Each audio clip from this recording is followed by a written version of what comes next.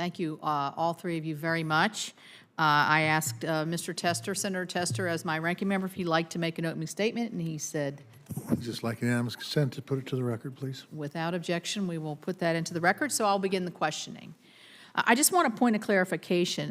Mr. Owen, you said that your organization captured 335 pounds of fentanyl in 2017, and then HSI another 2,000 pounds. Is that the same year, or are We will interdict at the border. What their stats reference is their investigative seizures as well. in this country? Yes, that's Yes. correct. Okay, so that's inland. Yes. Yes, okay, great. That helps me a lot. Let me just talk, too, a little bit about fentanyl. It's hard to imagine what 2,000 pounds of fentanyl is like. But my understanding is the tip of my little pinky fingernail is enough to be a lethal dose of fentanyl. Is that your understanding, or something, close to that? It can be a pretty minimal amount. Yes, that's correct. So there's two dynamics at play when we talk about fentanyl.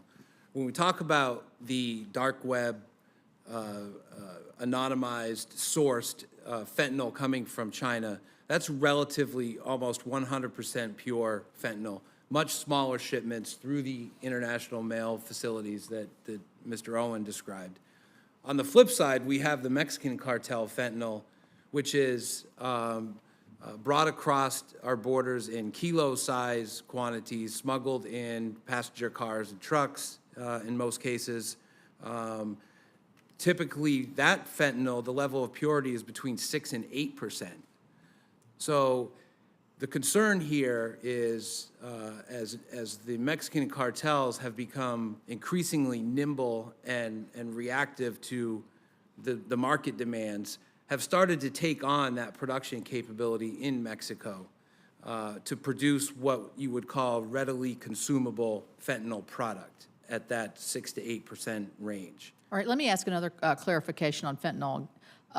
Does it matter, since you brought the two different, does it matter the concentration as to whether the detectability of it when you're talking about wearable detectable devices or dogs or your agents? No, ma'am. The handheld machines that we have that will identify the unknown substances, the purity of the fentanyl is not relevant. And those are as a result of the Interdict Act, right? We started purchase them before the Interdict Act, but with the funding of the Interdict, we are able to accelerate additional purchases. Yes, ma'am. Good. The average seizure in the mail environment is 500 grams of typically an unknown white substance. So you're talking less than half a pound that comes in a little baggie. We have no idea what it is when we discover it smuggled inside a book and clothing, whatever the case may be. Again, 1.7 million parcels a day, so there are plenty of avenues for this to enter the country. Those handheld devices now allow us to quickly identify what is that unknown white substance or gray substance, and once we know it is an illegal narcotic, we work with our investigative partners to be able to do a controlled delivery and hopefully bring consequences beyond just the immediate seizure of the contraband. So let's talk about the mail a little bit. We have the STOP Act that we are pursuing. Many of us are on that to try to stop the flow in through our mail facilities. You said you have pilot programs. You're in a lot of the facilities right now. But this, I think, would require the post office to up the detail of their protocol in terms of where these packages are coming from and what could possibly be in it. My understanding is you could get something from the same address in China. You could have 300 envelopes, and 299 of them could be, postcards to grandma or something, but one could be the one that's sort of buried into the, is that a correct? That's correct. The volume is overwhelming. What we've been working with the Postal Service on is to receive advanced electronic data on every parcel that's coming into the country, just like we have with the express courier companies. With that advanced electronic data, we can then use our targeting systems to identify those shipments that are more likely to pose a security concern, much like we do again with the express courier facility. Did you state that about 50% of those We're at about packages are 50% with the now, post office? With the post office. And all on the private sector, or all? Yes, yeah, 100% with the express courier facilities and about 50% now. We were only at about 8% a year and a half ago with the Postal Service, so we've made significant progress. The majority of that is work we're doing with China in terms of China's e-parcels and e-package, two of the trackable mail, if you will. We're at over 98% advanced electronic data. That is the threat stream that we are most concerned with the fentanyl and the opioids arriving from China. That is why we focused on that threat stream coming from China first and foremost. Is it being diverted from China to Mexico and then up that way, or direct to our, well, obviously the mail system's direct, but that's another thing I've been made aware of, that some of it's being pushed over so it can come up through our southern border now that we're getting better at detecting through the mail. And what we are seeing, again, the Chinese fentanyl, the purity, 90% into the mail facilities. The Mexican fentanyl is 10%. We don't believe it's the same. We don't believe the Chinese fentanyl is going into Mexico yet. Okay. But that could be a concern, Mr. Benner. I don't know if you have. Yeah, no, you're right. So what we're seeing, starting to see, and what the future concerns are for us is how the Mexican cartels will adapt to assume that production capability in Mexico, like they did with methamphetamine 15 years ago, and all the labs were pushed out of the United States and they were building super labs in Mexico. We're already seeing precursor chemicals for AMPP, for example, transshipped through the United States to Mexico to assist in that fentanyl production capability in Mexico.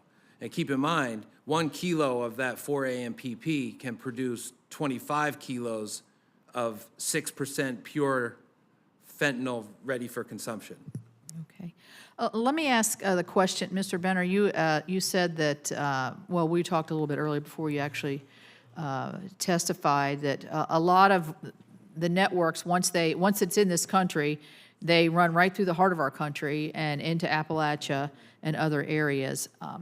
Let me get a sense of what we're looking at in terms of networks here. Once the network comes to Ohio or Michigan, you told me that was sort of a spoke system and hub and spoke system that then goes into our other areas. Are those members of gangs, or are those American business people that are in illicit trading drugs? What does that look like? So the problem is actually on two levels. So that part of our country is being squeezed by both ends against the middle. You've got the fentanyl coming from China and being produced into pills and pill mills. And then we've got the Mexican fentanyl showing up. And heroin. And heroin, which is actually outpacing the Chinese fentanyl at this moment. And what that is a typical cartel drug infrastructure. So they have stash houses, they have distribution cells.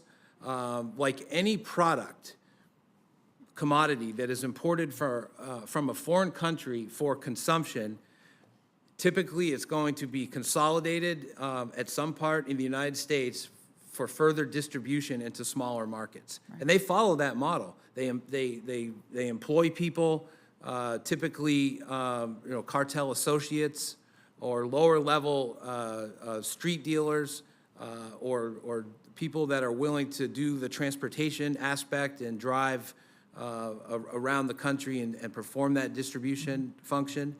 And it moves on down the line until it hits the street level in many of the areas where there's a demand. Right.